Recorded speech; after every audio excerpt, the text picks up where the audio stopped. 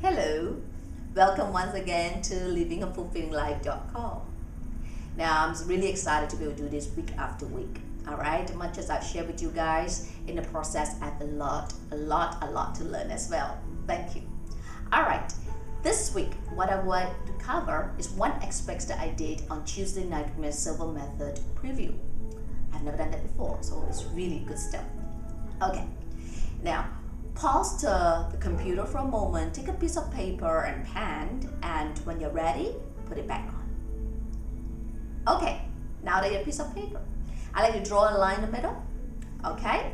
And you're going to write on the left hand side, strength, on the right hand side, weaknesses.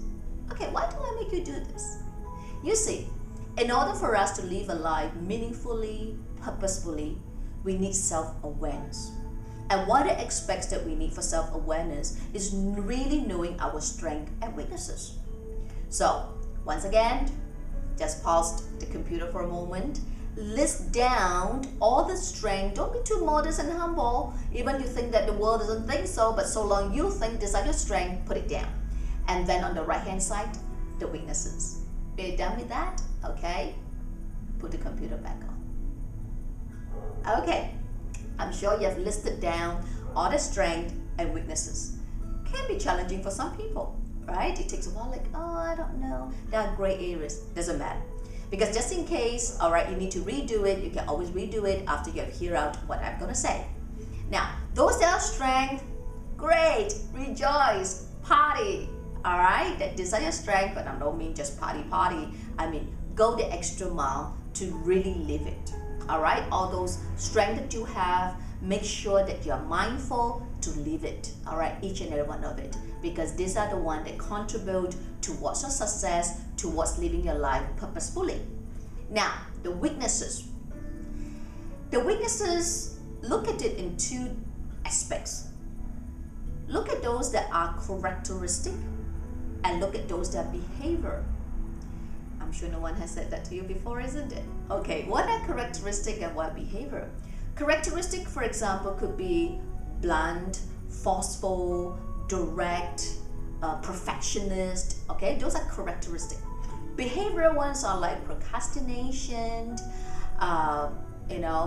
things like you are fearful, things that you tend to not do it until at a later time, whatever that those weaknesses that are behavioral sort. Okay, I'm sure you can look at a list and you know that. All right, or needing to be popular, those behavioral ones. Now, why do I want you to look at the behavioral ones? The behavioral ones actually comes from your thinking. You don't just behave for the sake of behaving. The way we think will then lead to the way we feel. The way we feel then will lead to a certain set of behavior. Now, because it's manifested in the behavior, and a lot of people try to go about changing your behavior, it doesn't work. You have to go back to the thinking, because the way we think, correctly or incorrectly, would then subject us to our success or failure. So, let's say you take procrastination, all right? Think. What are you thinking about? What are your thought process when you procrastinate? Could it be, well, it's too difficult. I don't know what to do. I'm afraid that whatever I do, I'll be judged. What is your thinking process? Because it's precisely the thinking process that manifests into this bad feeling, and this bad feeling I said, okay, wait, I'll do it much later. Or maybe the problem may go away. All right, and if it go away, great, I don't have to deal with it. Whatever that may be. So it is that thinking that you need to change. So in the next video, I will then cover on how to correct those thinking. Not in this, you got some work to do. All right? So look at those weaknesses that are behavioral and trace the thinking process. Whereas those that are characteristic, then look at it this way. Is that really a weakness?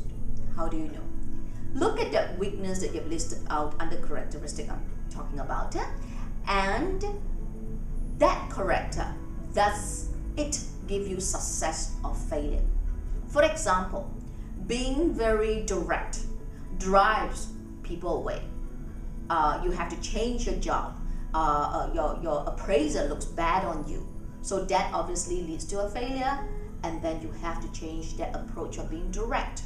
But being direct gives you results. Sure, there will always be the bell chart, right? The extreme end. Yeah. So I'm talking majority of the time, if it's giving you success, it's giving you all that goodness, don't change it a bit. Even the world thinks that it's not good. It's not about them, remember, it's about you.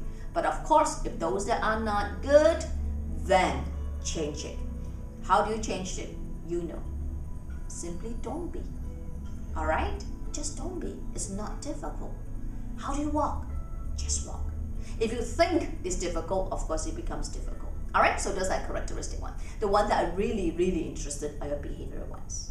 So there's a bit of work for you to do this week till we meet again the next. All right? So do that and enjoy doing it. See you next week. Stay well.